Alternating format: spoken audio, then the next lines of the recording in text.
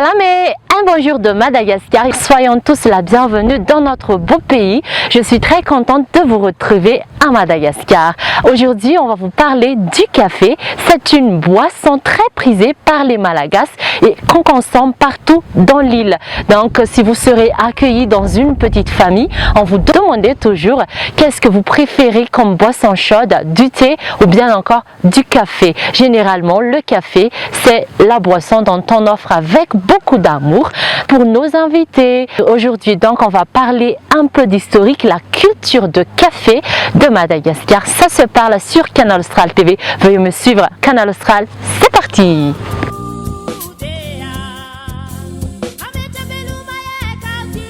Si plus de 1,5 milliard de tasses de café sont consommées par jour dans le monde, le café est la troisième boisson mondiale le plus consommée après l'eau et le thé.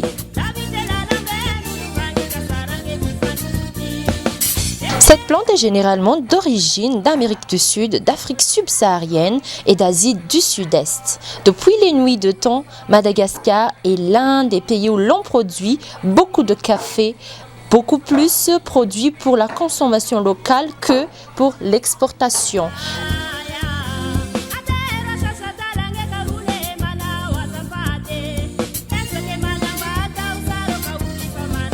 À Madagascar, généralement, on connaît beaucoup de variétés de café, mais le plus généralement, dans la partie nord-est de l'île, on cultive beaucoup de variétés de Robusta, et dans les hautes terres, donc, on a l'Arabica. Le café de Madagascar est reconnu par les connaisseurs pour sa qualité exceptionnelle.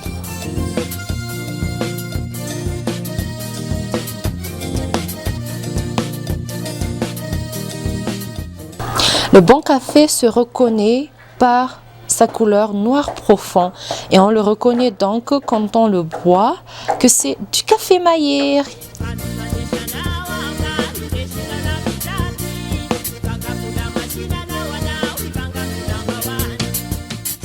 En malagasy, dans la langue locale, le mot café peut se traduire littéralement comme kawach et dans certaines régions de l'île, on appelle juste le café avec un K. Donc ça pourrait être bien issu de l'arabe ancien, kawa, pour dire que le café est une plante d'espèce introduite à Madagascar.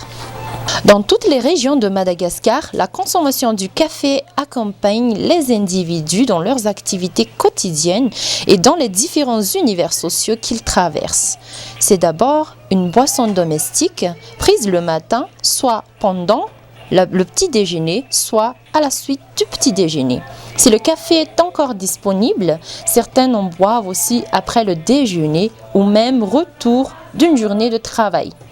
Le café est aussi une boisson de sociabilité car les hôtes en proposent aux visiteurs, surtout s'ils viennent le matin, donc c'est une forme de politesse ou bien encore de respect. Ça symbolise aussi le sens de l'accueil malagasy.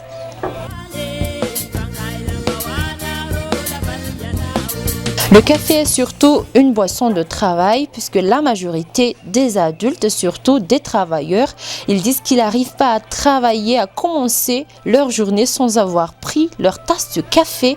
Du coup donc on en boit pour se donner de la force pour le travail agricole qui est pénible et aussi pour toutes les autres activités. Dans les zones rurales de Madagascar, où les pratiques d'entraide pour les travaux quotidiens existent encore, les repas sont offerts aux participants et toujours suivis de bon café fort. Si vous voulez goûter les bons cafés de Madagascar, vous pouvez aller juste consulter les petits snacks et gargotes aussi dans les auvents, dans chaque ruelle, dans chaque sentier de chaque quartier. Le café y est vendu à 200 ariars pour une demi-tasse de café ou bien encore de 400 ariars pour une tasse de café. Donc vous pouvez choisir si vous voulez ajouter du lait concentré et bien encore du sucre.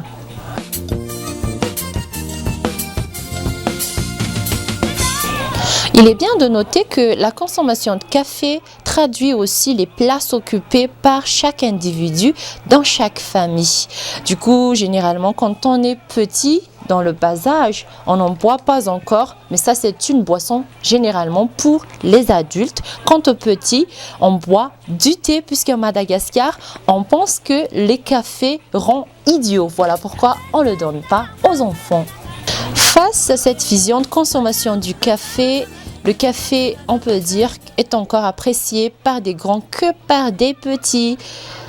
Afin de vous donner une idée, les études statistiques ont donné qu'il y a une consommation annuelle du café par personne à Madagascar de 5,7 kg.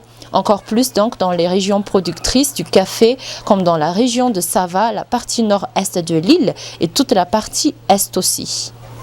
Pour son ancienneté, sa production locale et sa forte consommation, le café pourrait être décrit dans le patrimoine alimentaire malagasy qui est souvent prouvé par le fait que le café est ici considéré comme une boisson ancestrale. Du coup, donc, il y a aussi le rhum. Il accompagne aussi des cérémonies funéraires. Le plus souvent, c'est la boisson des veillées funèbres. Si le café est bien connu pour ses vertus fortifiantes, à Madagascar, on utilise aussi le café pour éclaircir le visage. Du coup, donc, ça pourrait se servir d'un produit cosmétique naturel. Juste après avoir filtré du café avec une chaussette à café, il y en a ce qui reste et on peut le récupérer en appliquant directement sur les visages. On le laisse pendant 15 minutes, puis on rince, donc ça va éclaircir votre peau, ça va éclaircir votre visage. Outre de cela, on peut dire aussi que le café est très bon pour la digestion. Donc n'hésitez pas, si vous avez le problème de digestion, d'en prendre un tout petit peu. On se régale du bon café donc à Madagascar de tout au long de la journée, le matin, servi en guise de petit déjeuner avec les galettes malagasy qu'on appelle le moufougas. Bien encore entre-temps, des maniocs, des collations, des tubercules, des mangas ou bien les ankuchena. Je vous invite donc lors de votre passage à Madagascar, n'oubliez pas de consulter les petits snacks et gargotes, là où vous pouvez se régaler du bon café Maïr. Je vous remercie de nous avoir suivis jusqu'à la fin de notre émission. Je vous donne rendez-vous à la prochaine fois. Hello!